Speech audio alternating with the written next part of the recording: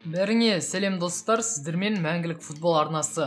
Біз сіздермен футбол әлемінің соңғы жаңалықтарымен бөлісуге дайынбыз. Бізге қолдау көрсеткіңіз келсе, лайк басып, каналға тіркелсеңіздер жеткілікті. Біз видео шығаруды тоқтатпаймыз. Олай болса, көп созбайық, біз бастаймыз. Бавария әлі де Левандовскийдің клубта қалғанын қалайды. Марка басылымының хабарлауынша, Бавария спорт директоры Хасан Салахмеджиш Левандовскийді клубта қалуға көндіру үшін кездесу өткізді. Айта кетейік, Салахмеджиш Левандовскиймен бірнеше рет кездесіп сөйлескен, бірақ шабуылшының ойын өзгерте алмады. Роберт өз сұхбатында мені ешқандай келіссөздер клубта алып қала алмайды, және мен клуб ауыстырамын деген болатын. Бірақ кеше Баварияның бұрынғы президенті Уилли Хеннес Левандовскийдің болашағы жайлы сұхбат берді. Оның айтуынша, Роберт Баварияда тағы бір маусымға қалады. Жағдай Роберт пен оның агенті ойластырғандай болмады. Сол себепті олар ашулы. Мен екі тараптың жағдайды шиеленістірмеуін сұраймын. Келесі маусымда Бавария үшін де, Левандовский үшін де сәтті болады. Біз команданы күшейту үшін жұмыстар жасап жатырмыз. Өткен аптада құрған жоспарымыз іске асса, онда Бавария келесі маусымда мықты құраммен және Левандовскиймен бірге бастайды, деді Хеннес. Қысқасын айтқанда, ештеңе түсініксіз. Біреулер Левандовский кетеді десе, енді біреулер кетпейді дейді. Кімге сенетінімізді білмейміз. Әрине барлығын уақыт көрсетеді. Бірақ біреуі анық. Левандовский өз аузымен Бавариядан кететінін жариялады. Меніңше, бұл жағдайда Баварияның Левандовскийді қинап ұстап қалуы дұрыс емес. Бұл жағдайды одан бетер ушықтырады. Әрине Баварияны де түсінуге болады. Бұндай керемет ойыншыдан айырылу үлкен соққы. Бәрібір осы жолы болмаса да келесі жылы полякты жіберуге тура келеді.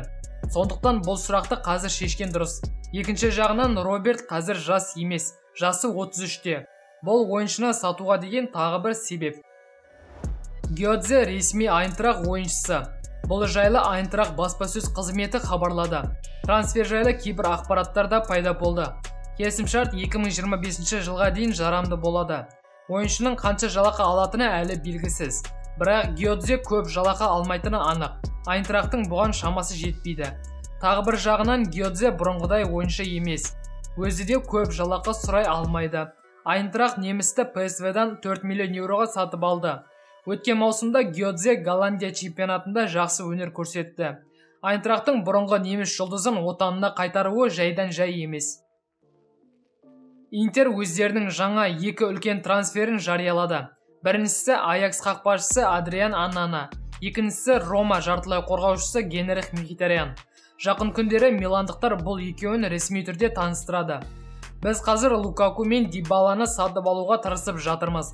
Бұның бәрі қаржылық жағдайға келіп тірелуде. Мен ресми түрде Адриан Аннана және Генрих Мхитарян келісімге келгенімізді хабарлаймын, деді Интер спорт директоры Джузеппе Марата.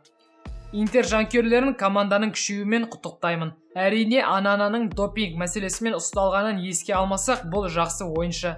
Мхитарянға келетін болсақ, ештеңе айтудың да керегі жоқ. Ол керемет ойыншы, әрі су тегін.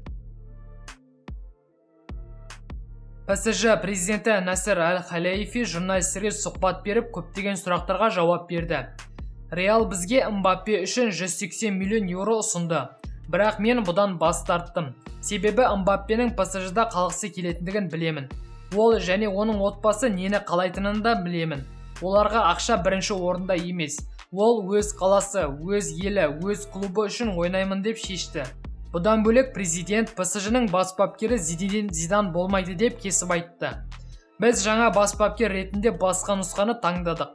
Ол біздің тактикамызға 100% сәйкес келеді. Әрине бәріміз білеміз, ПСЖ Зиданнан емес, Зидан ПСЖ-дан бас тартты. Олар Зиданнан асып түсетін жаттықтырушы тапты дегенге сену қиын. Қазір ПСЖ-ның мақсаты өте үлкен. Оларға әрі Чемпиондар лигасын жеңіп алатын, әрі әрдайым халық алдында жүретін адам керек. Көптеген басылымдардың хабарлауынша ПСЖ-ның жаңа бас бапкері Кристофер Гальте атанады. Шайхтар Гальте үшін Ниццаға 10 миллион кету сомасын төлеп үлгерген көрінеді. Әрине Гальте жаман бапкер емес, бірақ оны Зиданмен салыстыруға келмейді. Трансферлерге келетін болсақ, бұдан бұрын Неймардың ПСЖ-дан кететіні жайлы көптеген ақпараттар шыққан болатын. Президент мырза бұған да жауап берді. Бірақ жауабында нақты ақпараттар болмады. Неймар біздің жаңа жобамызға кіре ме? Біз қазір бұл сұраққа жауап бере алмаймыз. Бұның бәрі келіссөздердің бір бөлігі. Бұл жауапқа қарап ПСЖ Неймарды командада қалдырғысы келмейтін секілді.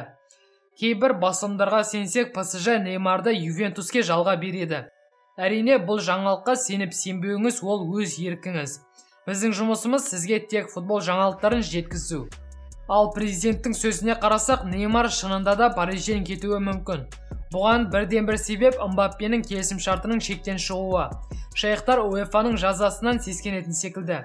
Бұған қоса арғы жақта Ла Лига жаңа шағымдар дайындап отыр. Сонымен Неймардың кетуі клубтың жалақы қорын босатар еді.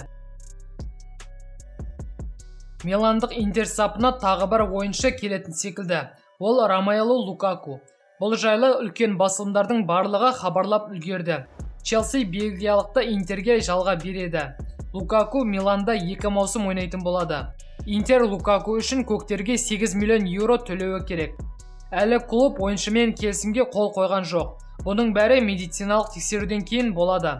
Ромелу дегеніне жетті. Ол маусым басталғаннан бері Интерден кеткеніне өкініп жүрген.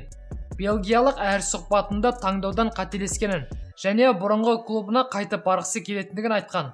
Осыдан кейін Лукакудың Интерге қайтып оралуы көпті таң қалдырмады. Қазір ең қызығы Челсидің Лукакуды кіммен алмастыратынында. Менің ойымша Челсиге ең лайықтысы Левандовски. Әрине, поляк Бавариямен келісімге келмесе. Достар, бүгінгі жаңалықтар осымен тәмам. Видео ұнаса лайк басып, жаңалықтар жайлы өз ойларыңызды комментте қалдыруды ұмытпайық. Және арнаға тіркеліп жатқандарыңыз үшін көп рахмет. Ал біз қоштаспаймыз, келесі видеода кездескенше аман сау болыңыз.